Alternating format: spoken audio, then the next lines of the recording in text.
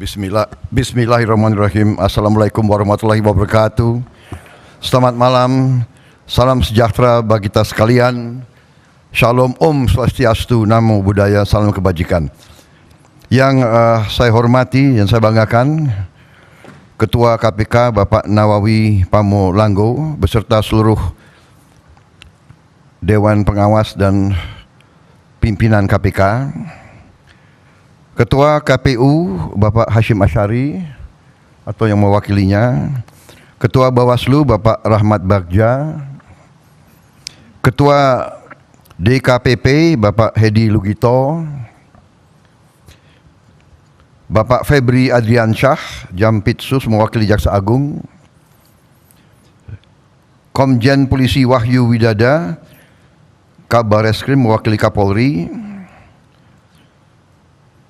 pasangan calon Presiden Wakil Presiden 01 Bapak Anies Baswedan dan Bapak Muhaimin Iskandar yang saya hormati, pasangan calon Presiden dan Wakil Presiden 03 Bapak Ganjar Pranowo dan Profesor Mahfud MD yang saya hormati.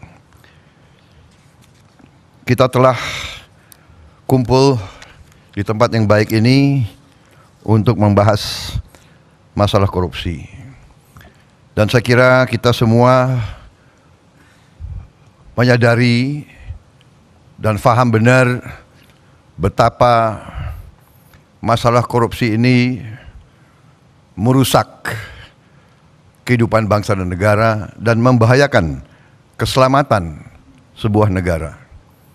Negara-negara yang dikatakan gagal sebagian besar adalah karena tidak mampu mengendalikan, mitigasi ataupun menghilangkan korupsi. Justru yang tadi disampaikan oleh pimpinan KPK benar-benar relevan. Kita faham justru negara seperti kita yang hidupnya banyak sekali tergantung sumber daya alam, disitulah terjadi praktek-praktek korupsi yang sangat mengganggu kelangsungan hidup suatu bangsa. Semua upaya yang sudah disampaikan oleh KPK harus kita dukung. Dan saya bertekad untuk mendukung dan untuk manakala saya nanti bersama Saudara Gibran menerima mandat dari rakyat, saya bertekad untuk memimpin upaya pemberantasan korupsi dengan sungguh-sungguh dan dengan total. Saudara-saudara sekalian, pendekatan yang sudah dilakukan itu sudah benar. Pendekatan pendidikan, kemudian pencegahan dan penindakan, itu sudah benar, harus kita tingkatkan. Tetapi saya memandangnya dari segi sistemik, dari segi realisme. Jadi menurut pandangan saya, kita harus dengan secara realistis mengatur kualitas hidup semua pengambil keputusan yang mengendalikan roda pemerintahan, terutama yang memegang anggaran besar. Kualitas hidupnya ini harus dijamin dan diperbaiki.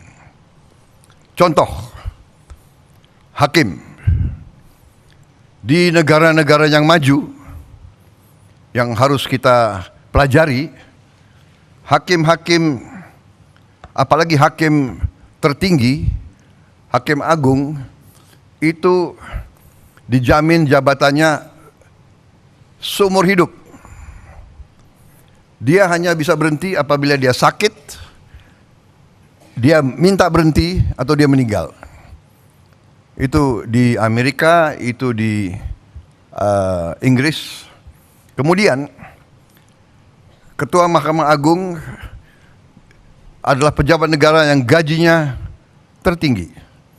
Kediaman resminya lebih besar atau lebih besar dari Perdana Menteri. Itu di Inggris. hakim-hakim itu dijamin penghasilannya begitu besar sehingga bisa dikatakan dia tidak ada insentif untuk korupsi sama sekali. Ini yang saya anggap pendekatan sistemik dan pendekatan realistis. Pejabat-pejabat yang memegang anggaran besar, kualitas hidupnya dan penghasilannya harus sesuai. Sekarang direksi perusahaan swasta, bahkan perusahaan BUMN, gajinya jauh lebih besar dari Panglima TNI, dari dirjen-dirjen, dari menteri-menteri yang memegang anggaran negara yang triliunan. Ini saya kira harus kita mendekatinya secara realistis. Ini keyakinan saya. Jadi kita perbaiki kualitas hidup, kita tingkatkan gaji-gaji semua pejabat, semua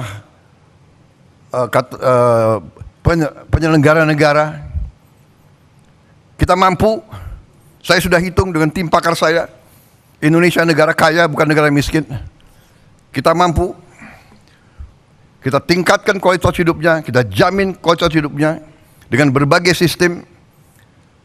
Dengan demikian kita tegakkan semua undang-undang yang perlu ditegakkan.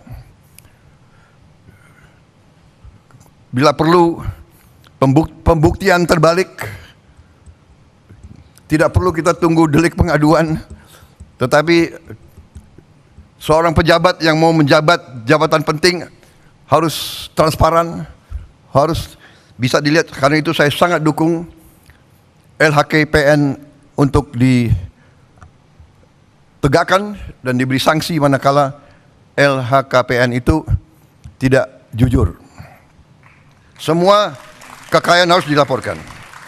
Jadi intinya demikian, pendekatan secara realistis, sistemik.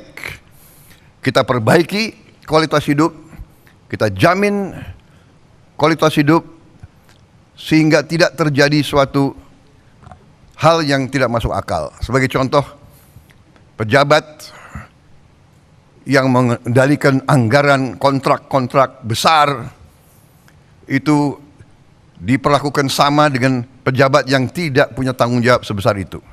Ini saya melihat sehari-hari di lingkungan tanggung jawab saya. Di Kementerian Pertahanan ada pejabat yang mengendalikan triliunan dalam kontrak-kontrak, pangkatnya sama dengan pejabat yang kerjanya rutin. Ini saya ajukan sudah 2-3 tahun untuk jabatannya dinaikkan, mungkin tidak dari segi gaji, tapi dari segi penghormatan. Saya mau usulkan pejabat-pejabat di Kementerian Pertahanan yang mengendalikan anggaran begitu besar diberi bintang 3. Tapi sampai sekarang ya mungkin birokrasi dan sebagainya masih belum tembus.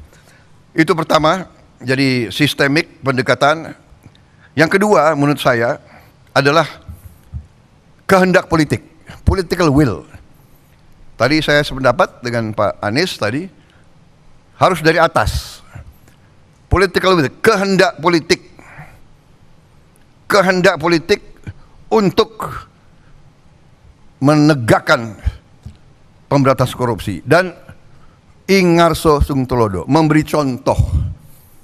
Pengalaman saya di tentara, kalau pemimpin memberi contoh yang jelek, anak buahnya lebih jelek lagi. Jadi kita selalu harus memimpin dengan contoh, memimpin dari depan, transparan, dan kita harus selalu menegakkan walaupun mungkin berat. Saya kira intinya itu, saya dukung semua upaya yang tadi disampaikan oleh KPK, semua upaya mitigasi, pencegahan, dan penindakan. Tetapi yang paling inti adalah pendekatan sistemik. Kita perbaiki sistemnya, sesudah sistem diperbaiki, dengan political will, kita tindak sekeras-kerasnya yang menyimpang dari ketentuan kita. Korupsi adalah yang bisa merusak Indonesia, bisa gagalkan Indonesia untuk dengan cepat meningkat menjadi negara maju, dan itu yang kita inginkan dan itu yang bisa kita capai.